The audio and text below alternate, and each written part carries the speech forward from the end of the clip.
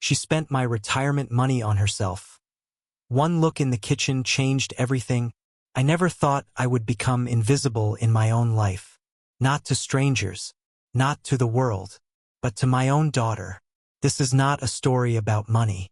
It's a story about silence, about sacrifices that were never counted, about a kitchen that told the truth when words never did. A lifetime of work, reduced to a number. I worked for 42 years. Not glamorous work. Not work that earned applause or praise.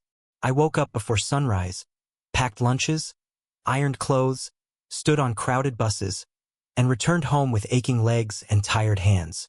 I skipped vacations. I postponed dreams. I told myself later so many times that eventually, later became my retirement. My pension wasn't much, but it was mine. It was meant for groceries without worry, medicine without hesitation, heating in winter, and dignity in old age. I didn't want luxury. I wanted peace. My daughter was my only world.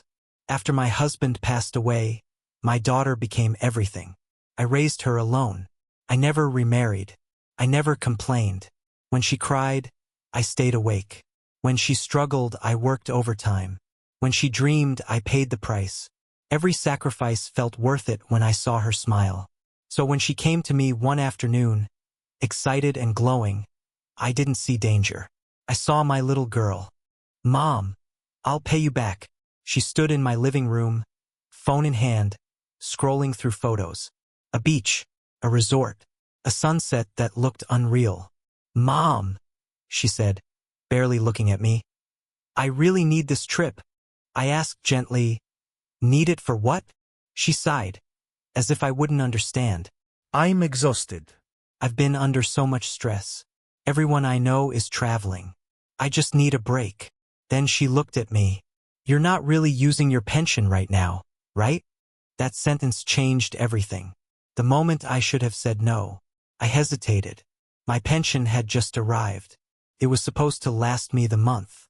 She noticed my silence and smiled softly. "I'll pay you back next month. I promise."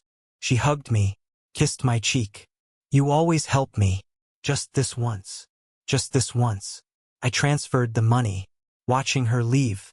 The morning she left, she wheeled her suitcase past me like I was furniture.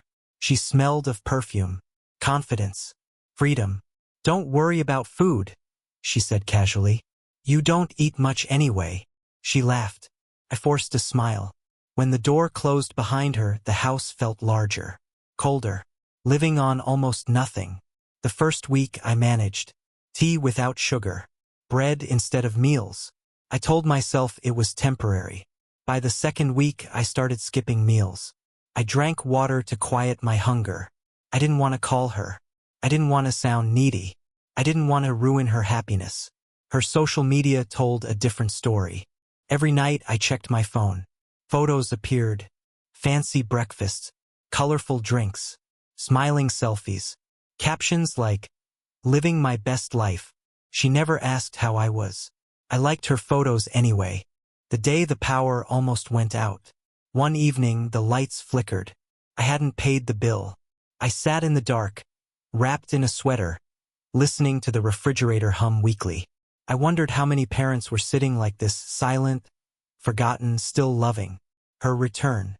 She came back glowing. Done. Relaxed. Happy. She hugged me quickly, already checking her phone.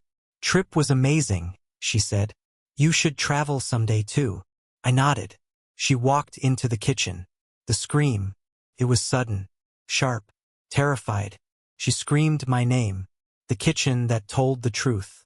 She stood frozen, staring into the refrigerator. Inside, half a loaf of stale bread, an empty milk carton. No vegetables. No leftovers. No worms. The cupboards were bare. She turned slowly. "Mom, what is this?" I stayed silent. The silence was louder than any accusation. Her voice cracked. "Why didn't you tell me?" I looked at her and said softly, "You were busy." She sat down. Her hands trembled. The realization. For the first time, she saw it. Not money. Not numbers. Me. She whispered, "You didn't eat, did you?" I shrugged. I managed. Her face crumbled. Regret is a heavy thing, she cried. Real tears. I thought you were fine. I didn't comfort her. Not out of anger, but because I was tired. The truth I finally spoke. I didn't raise you to abandon me, I said quietly. I raised you to remember me. She covered her face. I didn't mean to hurt you. I know, I replied. That's what hurts the most. What changed after that day? She paid the bills, filled the fridge, apologized. But something had shifted. Love was still there, but innocence was gone. The lesson no one talks about. Parents don't stop needing care just because they stop asking. Old age is not loud. It doesn't scream. It waits. If you're reading this, check on your parents.